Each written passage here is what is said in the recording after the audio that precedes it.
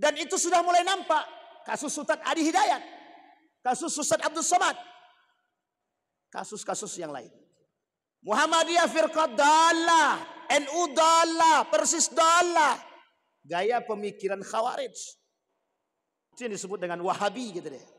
Kita bukan mencela Pak. Tapi karakter dan adab itu penting. Berilmu tapi tak punya adab. Nabi sendiri dengan kaum yang jelas-jelas munafik, yang mencaci maki istrinya, yang memfitnah istrinya Siti Aisyah, tidak mau Nabi membunuh dia Pak. Itu Nabi Pak. Ini sama-sama Islamnya, bersyahadatnya sama, tidak kafir secara mutlak, dikafirkan Pak. Hanya karena perbedaan pendapat, karakter Khawarij.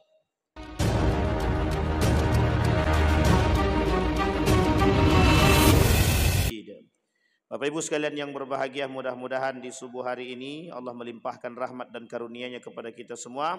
Allah jadikan rumah tangga yang sakinah, mawaddah, warahmah. Kemudian Allah kumpulkan kita bersama orang-orang yang saleh dan salehah insyaallah. Dan mudah-mudahan kita semua yang hadir husnul khatimah. Amin ya rabbal alamin. Baik Bapak Ibu sekalian yang berbahagia, di subuh hari ini kita kembali mengkaji aliran-aliran politik dalam Islam. Kemarin kita sampai pada pembahasan dalam perangnya antara Ali dan Muawiyah yang menyebabkan timbulnya beberapa aliran-aliran dalam Islam. Bapak Ibu sekalian yang berbahagia, di dalam perang antara Ali dan Muawiyah yang kemarin kita sampaikan, itu nama perangnya Perang Siffin. Dalam perang Siffin ini, Muawiyah, dari kalangan Muawiyah terbunuh 45.000. Dari kalangan Ali bin Abi Thalib terbunuh 25.000. Digabungkan semuanya itu jadi 70.000. 70.000 ini umat muslim semua. Umat muslim semua. Jadi mati sia-sia yang terjadi pertikaian ini antara Ali bin Abi Thalib dan Muawiyah. Pada akhirnya seharusnya perang ini dimenangkan oleh Ali bin Abi Thalib karena jumlah dari anggota yang meninggal lebih sedikit daripada Muawiyah. Muawiyah berada di Syam, Damaskus. Ali bin Abi Thalib, khalifah yang terakhir ini, memindahkan tampuk kekuasaannya yang semulanya di Madinah menjadi di Kufah, Irak. Di Irak. Jadi dari Irak kemudian mereka keluar untuk berperang melawan Muawiyah. Singkat cerita, dari perperangan Ali dan Muawiyah terjadi perdamaian yang disebut dengan arbitrase. Nama lainnya tahkim. Tahkim yang dilakukan oleh dua kelompok ini, yang mendukung Ali bin Abi Thalib adalah orang-orang yang mencintai Ali bin Abi Thalib, yang kelak keluar daripada barisan Ali bin Abi Thalib. Maka Bapak Ibu sekalian yang berbahagia, ketika selesai perperangan ini, yang dimenangkan seharusnya dimenangkan oleh Ali bin Abi Thalib, terjadi perdamaian arbitrase yang disebut dengan tahkim. Diutuslah yang seharusnya diutus oleh Ali bin Abi Thalib, Ibnu Abbas, ditolak oleh kelompok yang mencintai Ali, diganti menjadi yang menjadi negosiatornya adalah Abu Musa al-Ash'ari. Didesak oleh siapa? Didesak oleh pencinta-pencinta Ali.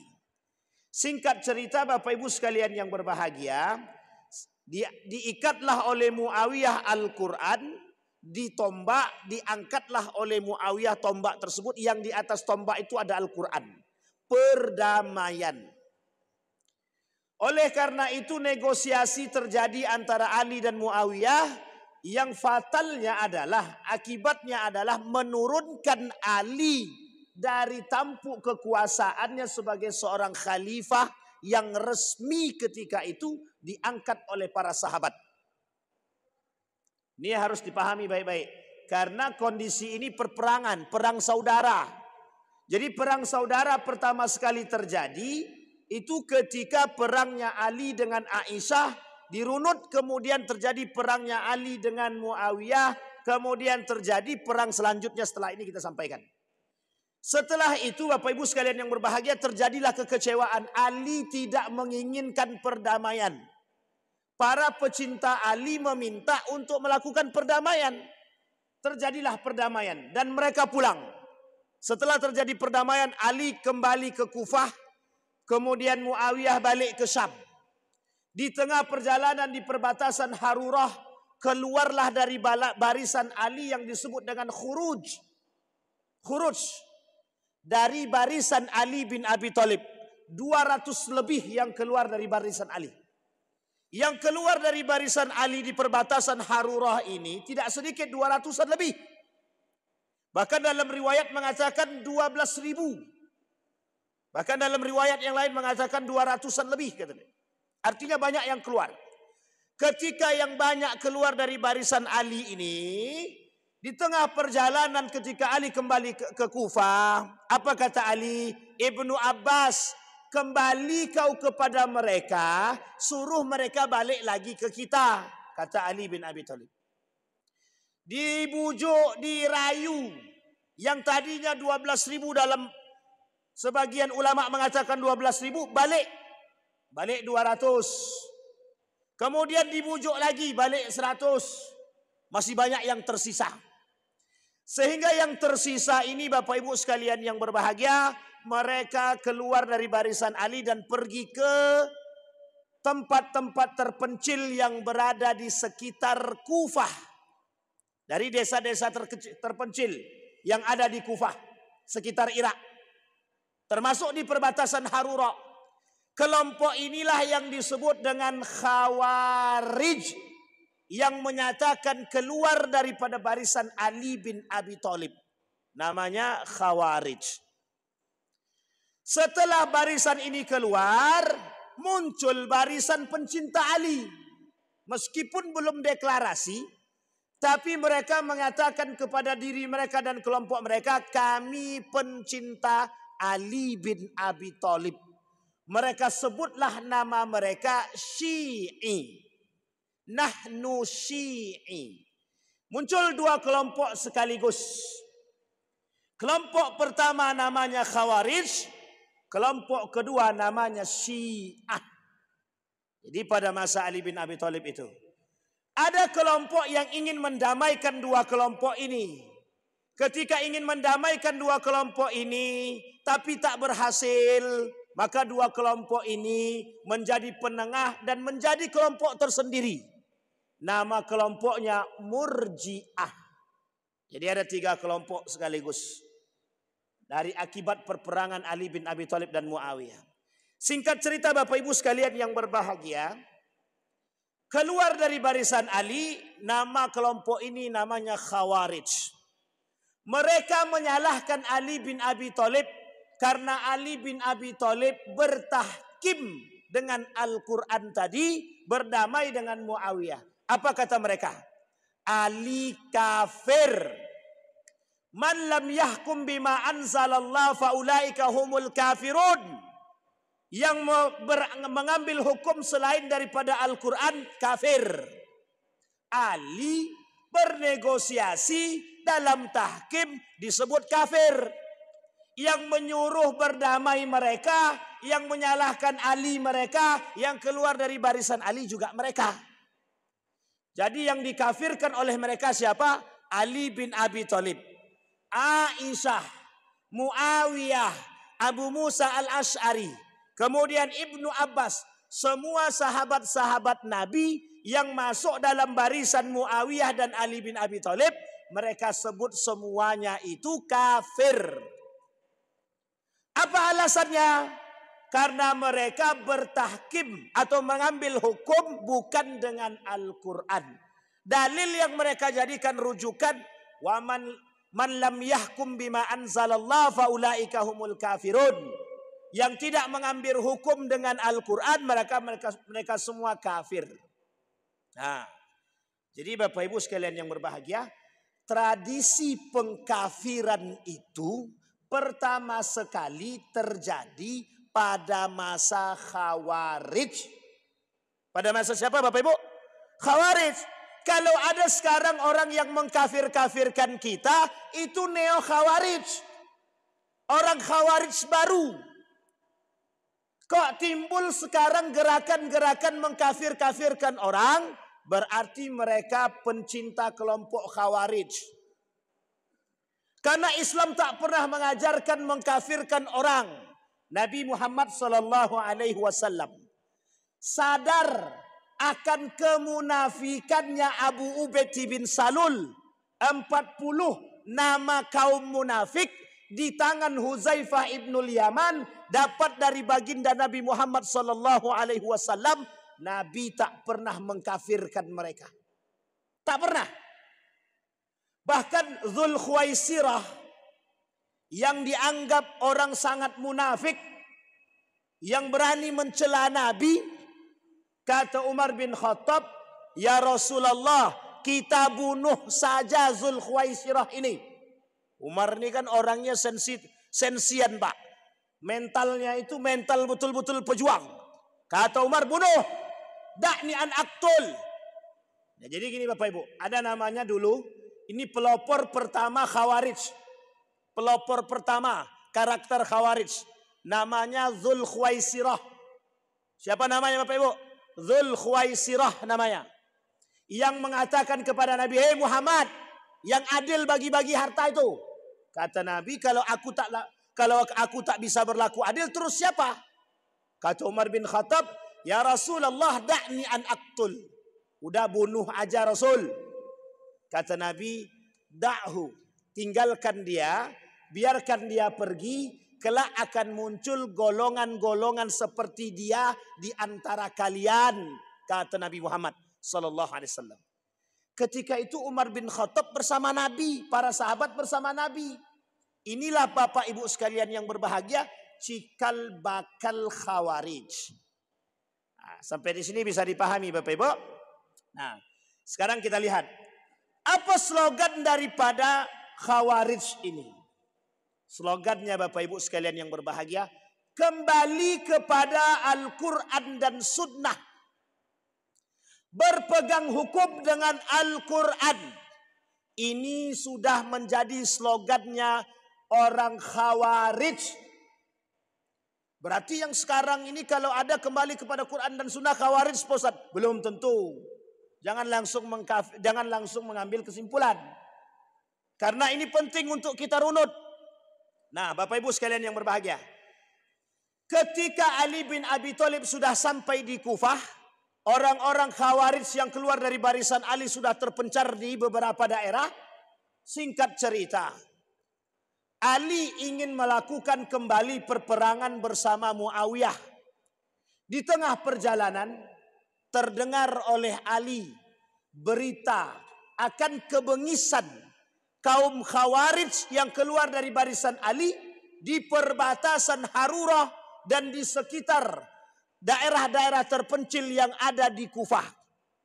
Dibunuhnya. Yang tak sejalan dengan mereka bunuh. Yang tak sejalan kafir. Yang tak sejalan dengan pemahaman mereka bukan dari golongan mereka. Semua dibunuh Pak. Suatu ketika seorang pemuda bersama istri yang sedang hamil, mereka berjalan di perbatasan Harura, bertemu dengan sekelompok Khawarij. Apa kata kelompok Khawarij? Bagaimana pandanganmu tentang Ali bin Abi Thalib? Dijawab dengan baik dan benar. Bagaimana pandanganmu tentang Muawiyah? Dijawab dengan baik dan benar. Kemudian ditanya Pak, bagaimana pendapat kalian wahai pemuda tentang tahkim yang dilakukan oleh Ali bin Abi Thalib? Apa jawaban pemuda tadi? Kata pemuda tadi, Ali bin Abi Thalib jauh lebih cerdas daripada kalian. Dibunuhnya pemuda tersebut, dirobeknya perut istrinya yang sedang hamil, dikeluarkan janinnya, dibunuh janinnya sekaligus. Mendengar kebengisan dan kebrutalan kaum Khawarij ini, Ali memutar kendali. Yang tadinya ingin berperang melawan Muawiyah, balik Pak. Terjadi perperangan yang dinamakan dengan Perang Nahrawan. Namanya Perang Nahrawan. Apa itu Perang Nahrawan Pak Ustadz? Perang Nahrawan itu perang antara Ali bin Abi Thalib dengan kelompok Khawarij. Jadi sudah pernah terjadi, sudah Pak. Sudah pernah terjadi perang bersama Khawarij itu.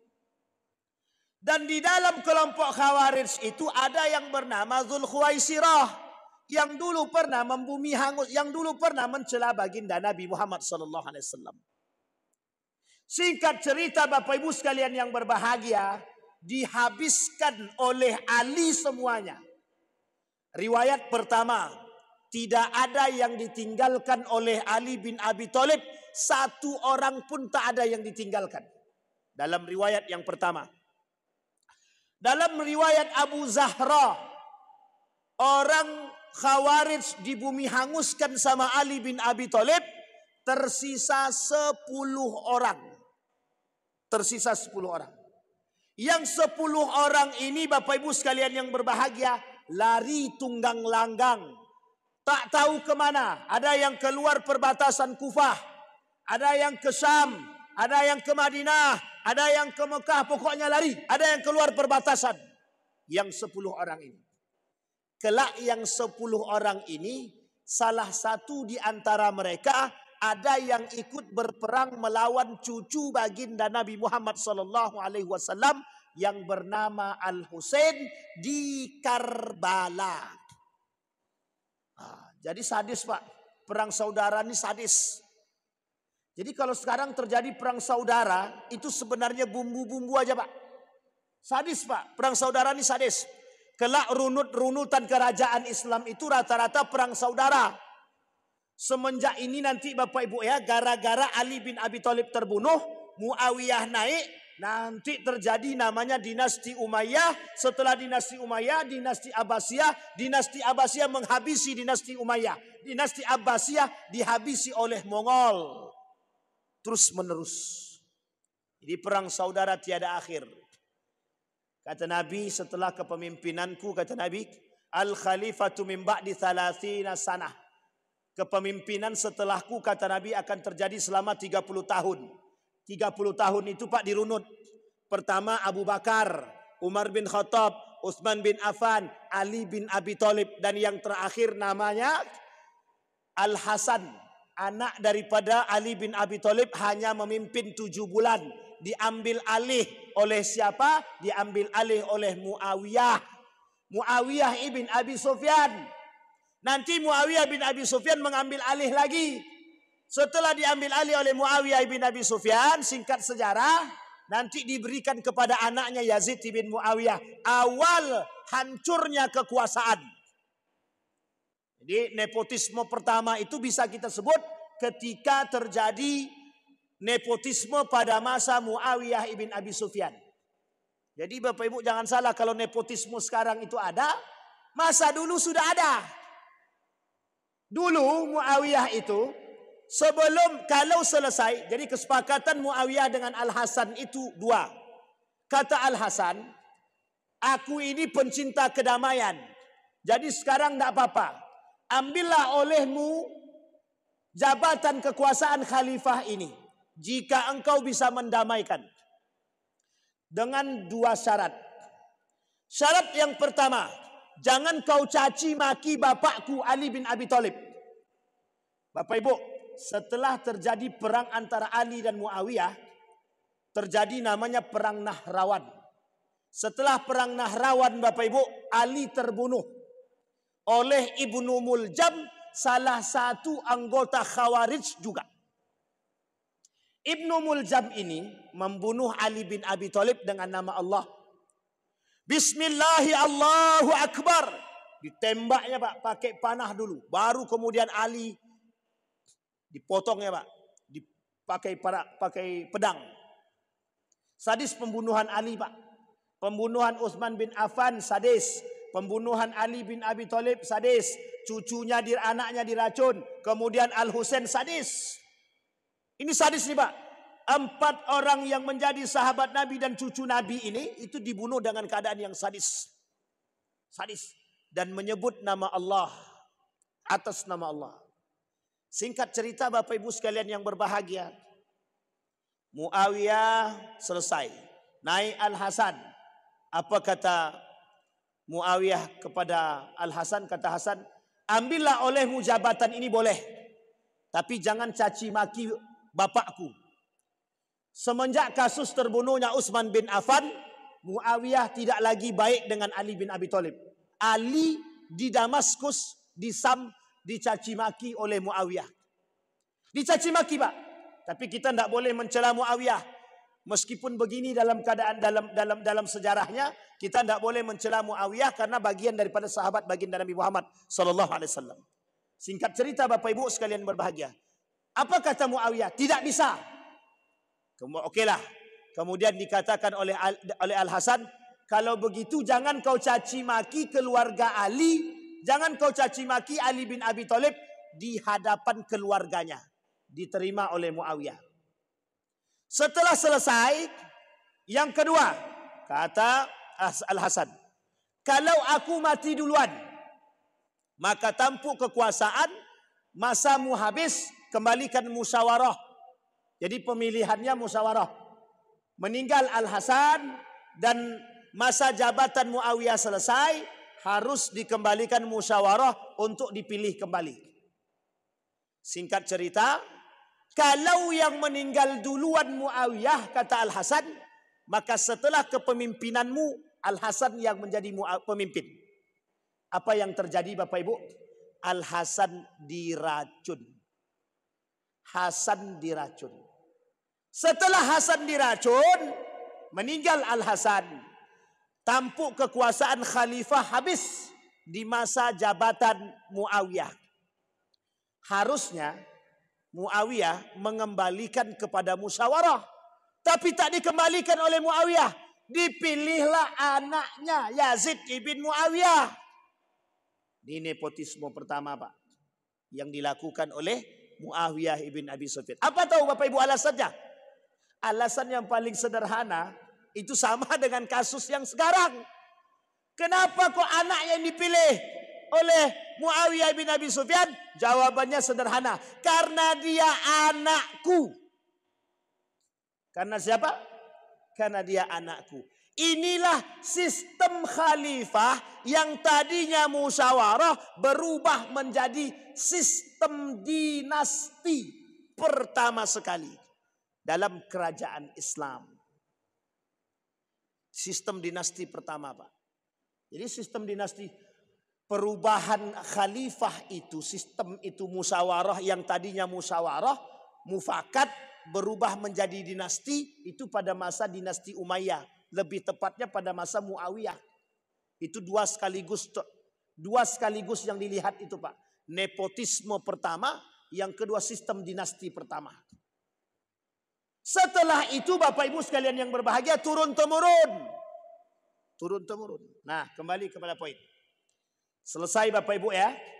Khawarij di bumi hanguskan. Habis sama Ali bin Abi Thalib, tersisa 10 orang. Yang 10 orang ini terpencar Pak. Tidak pernah nampak lagi setelah mereka membunuh Ali bin Abi Thalib yang dilakukan oleh Ibnu Muljam. Ibnu Muljam ini antek-antek Khawarij yang membunuh Ali bin Abi Thalib dengan membaca Bismillah Allahu Akbar. Sama dengan pembunuhan Utsman bin Affan. Ditombak Pak Ali bin Abi Thalib. Ditembak pakai panah, lehernya tembus.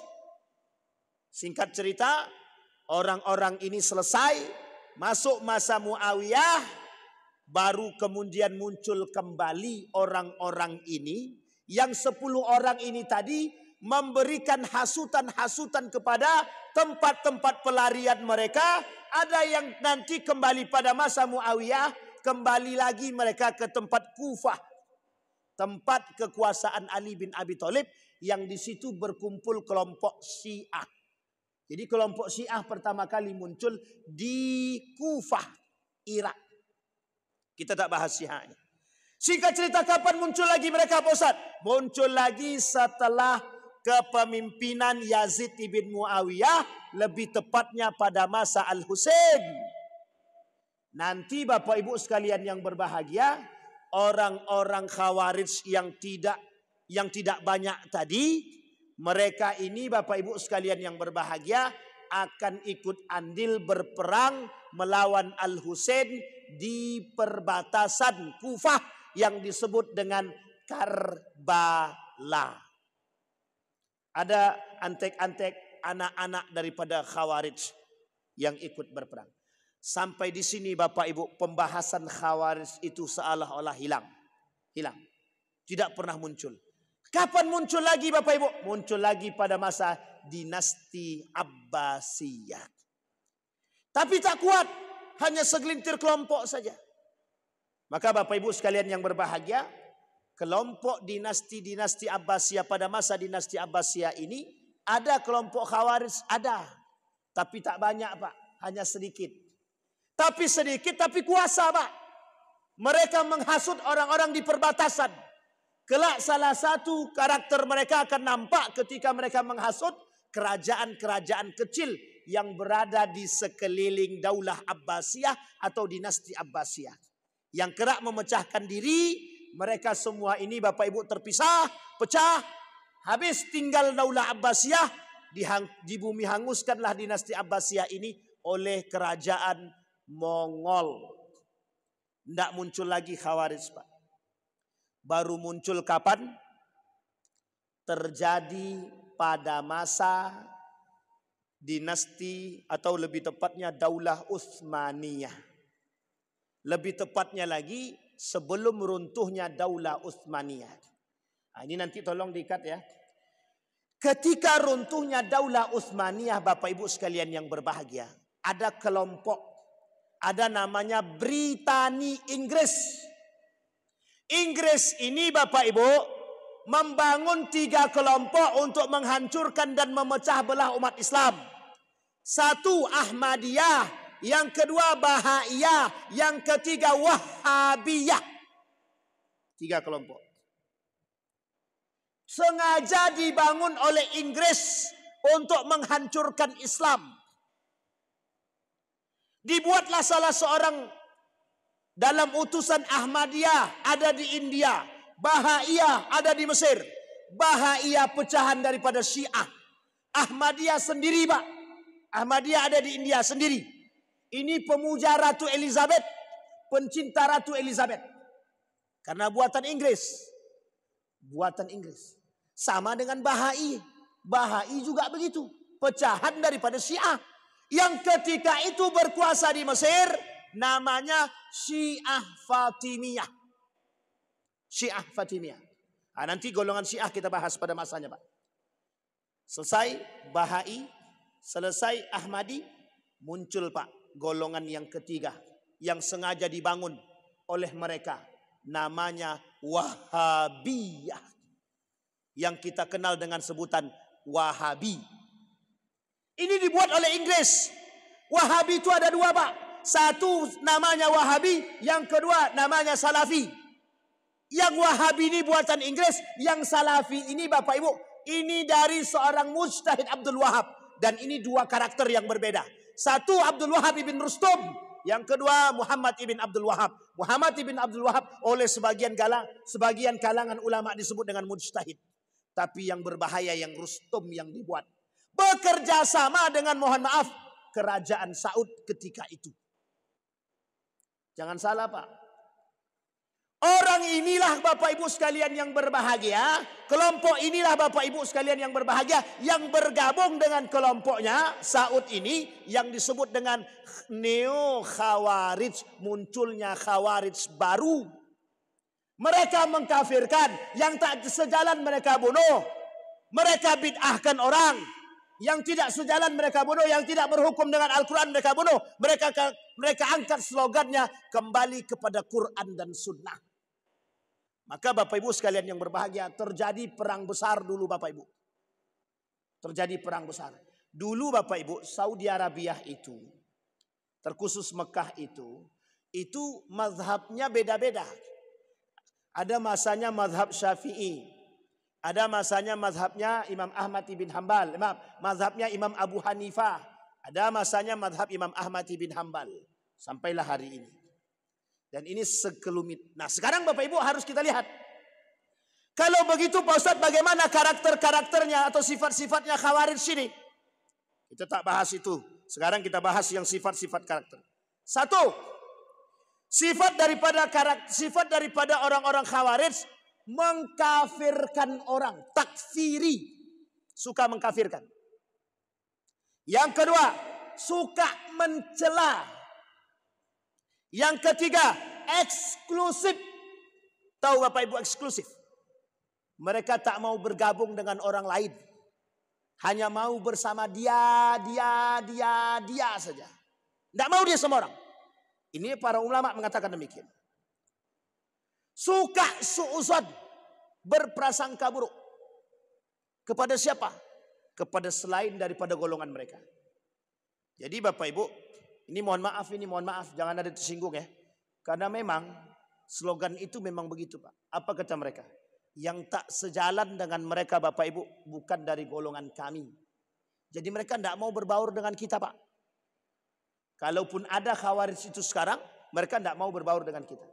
Sampai Nabi bilang begini, ini saking Nabi sendiri yang bilang. Kata Nabi dalam hadisnya itu, fitnah Khawarij ini fitnah serius.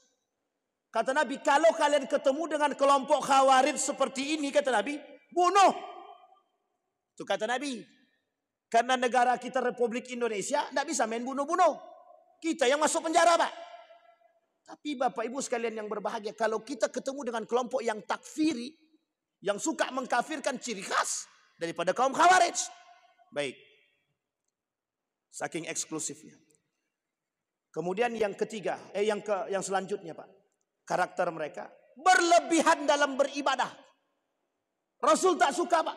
Rasulullah tidak suka. Bahkan Allah katakan dalam Al-Quran, la taghlu fi dinikum. Jangan kalian berlebihan dalam agama. Dan ini berlebihan Pak. Mereka sangat berlebihan. Kita ambil contoh. Ketika dia membunuh. Jadi gini. Kaum Khawarij pada masa Ali bin Abi Thalib itu. Ketika mereka membunuh orang itu. Alasannya sederhana Pak. Bagaimana pandanganmu tentang Al-Quran? Bagaimana pandanganmu tentang hadis Nabi? Apa landasan hukum yang paling baik? Kalau disebutkan Al-Quran, disebutkan hadis Nabi, disebutkan istihad sahabat, dibunuhnya orang itu. Dibunuhnya Pak. Oh ini bukan dari golongan kami, bunuh. Begitu Pak. Sadis Pak, Khawarij itu sadis. Sadis. Nah kalau sekarang ini, kita lihat itu mungkin tidak tahu apakah ada Khawarij lagi atau tidak, kita tidak tahu. Tapi yang jelas Bapak Ibu sekalian yang berbahagia, jika ada kemiripan karakter bisa jadi. Yang disebut dengan neo Khawarij itu bisa jadi. Kenapa? Karena karakternya bermiripan Pak. Sangat mirip. Kembali kepada Quran dan Sunnah. Yang menganggap yang lain salah, tidak benar. Semua dikafir-kafirkan. Ini pernah terjadi kasusnya pada Ustaz Adi Hidayat. Yang dikafirkan langsung Pak. Langsung dikafirkan. Ini kalau kita melihat, ini ciri-ciri Khawarij itu. Bahkan Nabi mengecam orang-orang yang mengkafir. Man kafara fahuwa kafir. Yang mengkafirkan orang, dia kafir berarti. Man ahlakan nasu fahuwa ahlaku. Yang mereka menghancurkan manusia, mereka akan dihancurkan oleh Allah. Jadi jangan sembarang mengkafir-kafirkan orang Pak. Ini kalimat takfiri ini berbahaya. Berbahaya, sangat berbahaya. Bahkan termasuk yang paling dikecam oleh para ulama. Mayoritas ulama mengancam dan mengecam perbuatan takfiri yang dilakukan oleh siapapun umat muslim kepada muslim yang lain. Tidak bisa Pak. Main kafir-kafirkan itu tidak bisa. Tidak sembarangan. Oke Bapak Ibu sekalian berbahagia. Nah kemudian. Keras terhadap kaum muslimin. Khawarij ini Bapak Ibu. Cirinya. Terhadap kaum muslimin dia keras. Yang tak sejalan dengan mereka. Mereka habisi. Ini kejadian di Saudi Arabia Pak. Terjadi ini Pak. Bapak Ibu boleh lihat. Kenapa peninggalan tidak ada lagi. Ini paganisme. Mereka anggap itu paganisme peninggalan. Oke. Tapi yang menjadi permasalahannya bukan itu. Kenapa mereka menghalalkan darah manusia untuk mereka bunuh. Karena hanya perbedaan pendapat. Hanya perbedaan pandangan. Kenapa harus dibunuh? Nah, ini penting Pak. Tragedi berdarah itu pernah terjadi, pernah. Di bumi hangus, dihabisin sama mereka, dibunuh Pak. Nah, jadi ngeri Pak, Khawarij ini ngeri. Ngeri sekali. Uniknya lagi, karakter Khawarij ini, mereka bekerja sama Pak. Bekerja sama dengan orang kafir. Bekerja sama dengan orang kafir. Ketika runtuhnya Daulah Utsmaniyah, turunnya Pak, runtuhnya Turki Utsmani, itu Saudi Arabia ingin menjadi negara yang sudah merasa punya Hijaz itu. Jadi mereka ingin menjadi kerajaan sendiri. Keras terhadap umat muslim, lembek terhadap yang lain. Lembek terhadap yang lain. Mereka sangat keras terhadap yang tidak sejalan dengan mereka. Yaqtuluna ahlal Islam wa yad'una ahlal awsan. Apa kata mereka? Kata para ulama, Nabi Muhammad SAW bersabda, karakter kaum Khawarij itu yaqtuluna ahlal Islam. Mereka akan membunuh pemeluk-pemeluk Islam dan membiarkan penyembah-penyembah berhala. Nah, ini kita lihat Pak ya. Kasus ini nampak sekarang. Ketika Palestina dibombardir, ada sebagian golongan, apa kata mereka? Kami tidak mau tahu campur tangan dengan urusan Palestina. Palestina itu urusan politik. Coba bayangkan. Begitu Pak. Wah, ini ciri-ciri khas. Ciri-ciri Khawarij juga itu. Berlepas diri dari persoalan Palestina. Baik. Sedikit pengetahuan mereka tentang fikih. Sedikit pengetahuan mereka tentang fikih. Saya runut Pak. Kembali kepada masa Ali bin Abi Thalib. Jadi Bapak Ibu, pada masa Ali bin Abi Thalib itu, yang tadinya dalam perang Nahrawan itu, sebelum perang Nahrawan, kan Khawarij ini tersebar nih Pak. Apa yang mereka kasih, apa yang mereka doktrin kepada masyarakat. Jadi gini, rata-rata pengikut yang Khawarij pada masa itu orang-orang pinggiran. Orang-orang pinggiran, orang-orang desa, orang-orang pedesaan. Yang didoktrin kepada mereka, kembali kepada Quran, kembali kepada sunnah. Kembali kepada Quran, kembali kepada sunnah. Kembali kepada Quran, kembali kepada sunnah. Itu saja Pak.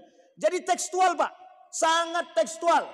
Kalau tak sesuai dengan Quran, habis. Bahkan ada dari golongan mereka sendiri, dari golongan Khawarij itu sendiri, yang tak sejalan dengan mereka. Nah, kelak ini yang menjadi penyebab terpecah belahnya kaum Khawarij.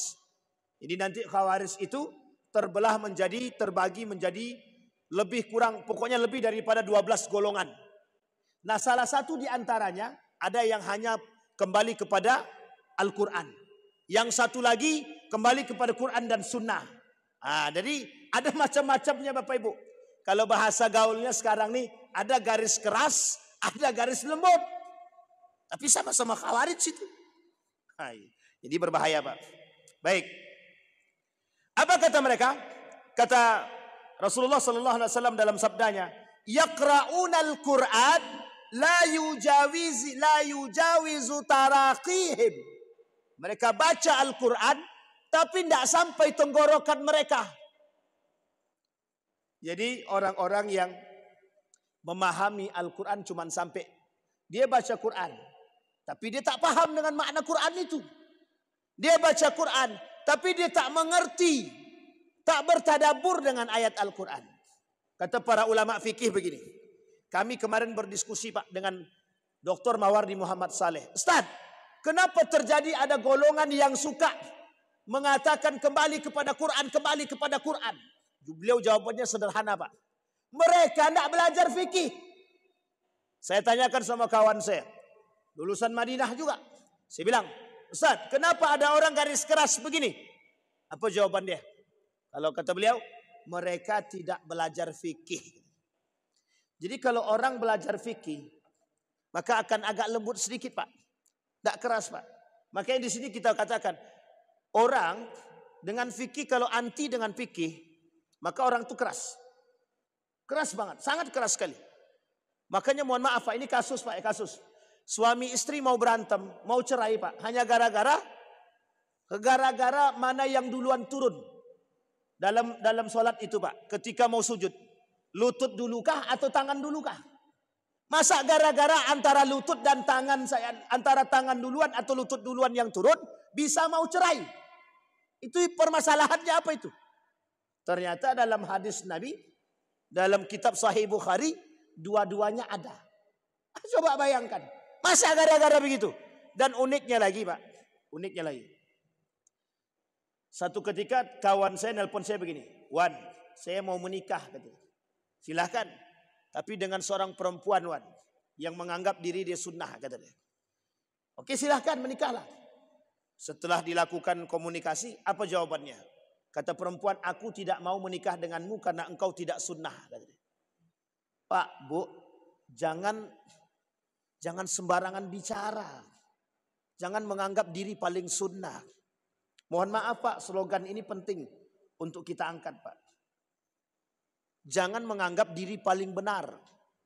Orang yang menganggap diri paling benar itu karakter-karakter khawarij Pak. Karakter khawarij.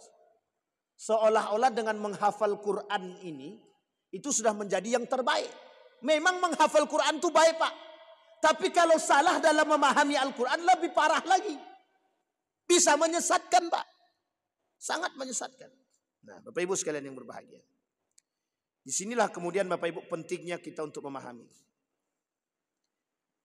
Kemudian kata para ulama, muda umurnya dan berakal buruk, sempit pemikirannya.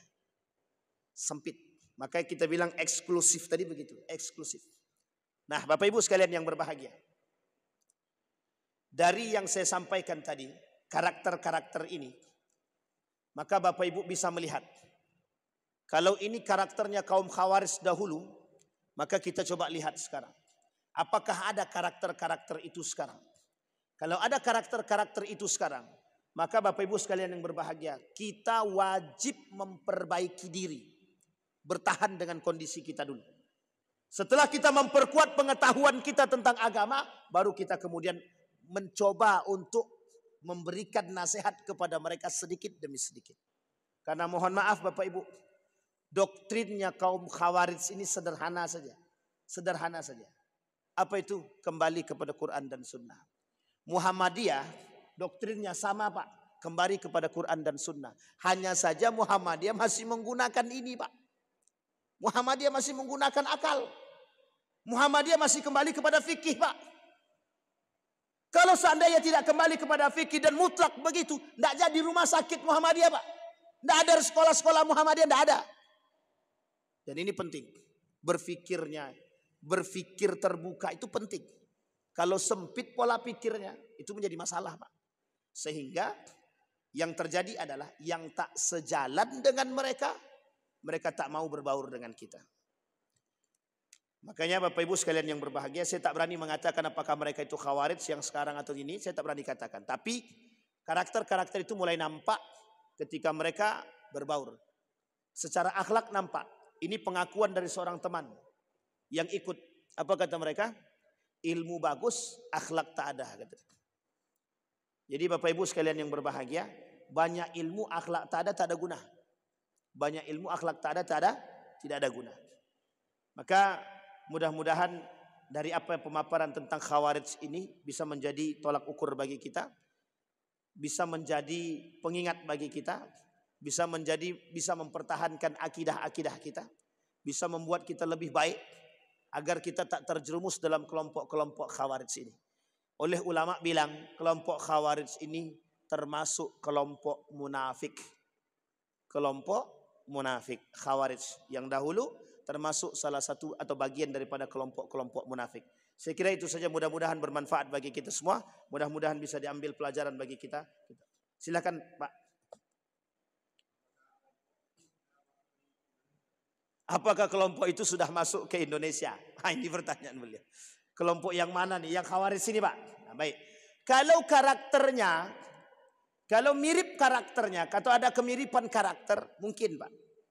Karena sudah mulai ada kelompok-kelompok yang mengkafirkan. Saya mengatakan secara spontan tidak. Mungkin bukan Khawarij. Tapi terindikasi pemikiran Khawarij. Dan itu sudah mulai nampak. Kasus Ustaz Adi Hidayat. Kasus Ustaz Abdul Somad. Kasus-kasus yang lain. Muhammadiyah firqat dalah. NU dalah. Persis dalah. Gaya pemikiran Khawarij. Gaya pemikiran Khawarij.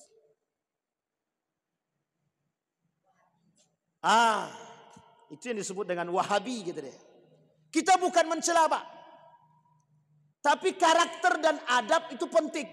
Berilmu tapi tak punya adab.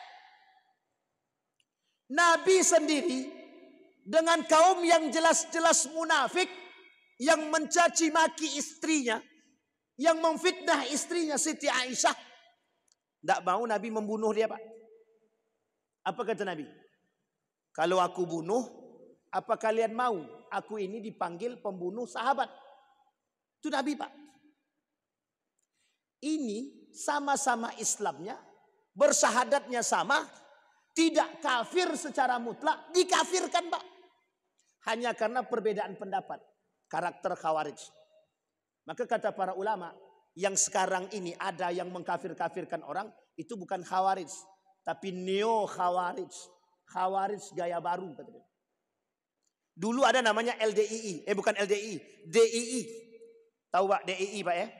DII Daulah Islamiyah Indonesia, Daulah Islamiyah Indonesia. Itu Pak, kalau kita masuk, itu kalau kita mau keluar lagi tak sejalan dengan mereka, bisa dibunuh kita, Pak. Bisa dibunuh. NII, Negara Islam Indonesia, sama. Berubah nama dari DII jadi NII. Itu Khawarij juga itu. Yang kelak belakangan disebut dengan sebagai teroris dan lain sebagainya. Jadi itu apakah sudah tersebar di Indonesia? Kalau karakternya sudah. Karakternya sudah. Karakter-karakter ciri-ciri yang disampaikan oleh Abu Zahra tadi, yang disampaikan oleh ulama tadi, tentang karakter-karakter Khawarij itu, ada, Pak? Ada. Tapi apakah mereka mutlak Khawarij? Kita tak berani katakan Khawarij, karena mereka tidak deklarasi Khawarij. Hanya saja karakter-karakter yang mereka miliki sama dengan karakter-karakter Khawarij. Maka oleh sebagian ulama bilang itu neo Khawarij. Neo Khawarij. Dan bukan salah kita, Pak. Kenapa kok bisa ada sama persis karakter? Nah, itu pertanyaan jawabannya kembali kepada mereka. Kenapa mereka eksklusif, suka mengkafirkan orang, menyalahkan orang, padahal terjadi berbagai macam pandangan. Bukan tanpa sebab. Karena arogansi dan kesombongan, serta pemahaman yang kurang tepat terhadap kembali kepada Al-Quran dan Sunnah. Pak, kita wajib kembali kepada Quran dan Sunnah, itu wajib, Pak. Kembali kepada Quran dan Sunnah itu hukumnya wajib. Karena kata Nabi, aku tinggalkan dua perkara. Satu Al-Quran, yang kedua hadis. Itu Nabi yang bilang. Yang ditinggalkan oleh baginda Nabi Muhammad Sallallahu Alaihi Wasallam. Nah, Bapak Ibu sekalian yang berbahagia, maka Bapak Ibu, sekarang ini kita belajar tujuannya untuk membentuk akhlak yang baik. Makanya berislam itu kalau dia Islam tapi tak berakhlak, itu tak sejalan. Tak sejalan, Pak. Sangat tak sejalan. Orang beragama berakhlak, ini beragama tapi tak berakhlak, itu menjadi masalah. Nah, gitu tuh ya. Jadi apakah ada karakter-karakter seperti ini yang sudah masuk ke Indonesia? Ada. Ada. Banyak, Pak. Banyak sangat. Nah, saya tak berani katakan mereka itu Khawarij, tapi saya ingin katakan kelompok-kelompok seperti, mohon maaf, kelompok-kelompok yang eksklusif itu, yang menganggap diri paling benar, yang menganggap diri paling sunnah, yang menganggap diri paling baik, dan mudah mengkafirkan orang, mudah membid'ahkan orang. Karakter-karakter seperti ini, kelompok-kelompok seperti ini sudah banyak tersebar, bukan di Indonesia saja, di Riau. Di Riau. Banyak sekali. Bahkan mungkin bisa disebut Riau ini termasuk tempat kota terbesar yang mereka huni. Riau ini termasuk tempat terbesar. Karena kalau ke Jawa Timur tak bisa masuk, Pak, agak susah sedikit. Masuk tapi tak bisa luas. Tapi kenapa di Riau kok bisa? Nah, itu yang kita menjadi persoalan, Pak. Jadi jangan terlalu mereka ini orang-orang yang eksklusif dan tidak mau berbaur, Pak. Tidak mau berbaur. Kalaupun mau berbaur ya hanya orang-orang tertentu. Makanya Bapak lihat, Bapak boleh lihat, tidak ada yang mau ikut kajian-kajian orang. Yang mereka ikut cuma kajian-kajian mereka saja. Dan mohon maaf, kenapa mereka tidak mau ikut kajian-kajian orang lain? Karena mereka anggap kajian-kajian syubhat. Kajian-kajian seperti yang kita lakukan ini namanya kajian-kajian syubhat namanya Pak. Bagi mereka. Maka yang benar menurut mereka siapa? Kajian mereka saja. Jadi kasus-kasus seperti ini sudah banyak di Indonesia. Dan sudah tersebar. Dan sudah besar. Termasuklah salah satunya di Riau. Jadi jangan salah Pak, di Riau ini banyak juga yang seperti itu. Kita tak mengatakan secara keseluruhan, tapi juga ada di Riau yang seperti itu. Baik, begitu Pak ya. Baik, ada pertanyaan lain Bapak Ibu? Cukup? Cukup insyaallah. Kita berdoa kepada Allah. A'udzubillahi minasyaitonirrajim. Bismillahirrahmanirrahim. Alhamdulillahirabbil alamin. Hamdan syakirin, hamdan naimin, hamdan yuwafi ni'amahu wa yukafi'u mazida. Ya Rabbana lakal hamdu kama yanbaghi li jalali wajhikal karim wa 'azimi sultanik. Allahumma salli ala Muhammad wa ala ali Muhammad fil alamin innaka Hamidum Majid. Allahumma faqihna fid din wa 'allimna ta'wil. Allahumma a'inna ala dzikrika wa syukrika wa husni ibadatik. Allahumma ansur man nasara ad-din wa akhdhil man khadhala al-muslimin. Allahumma arina al-haqqa haqqan warzuqna ittiba'a wa arina al-batila batila warzuqna ijtinabah. Allahumma anfa'na bima 'allamtana warzuqna 'uluman tanfa'una fid din wa dunya wal akhirah. Allahumma ighfir lahum warhamhum wa'afihim wa'fu anhum wa akrim nuzulahum wa wasi' madkhalahum waj'alil jannata mathwahum. Rabbana atina fid dunya hasanah wa fil akhirati hasanah wa qina azabannar. Walhamdulillahirabbil alamin. Assalamualaikum warahmatullahi wabarakatuh.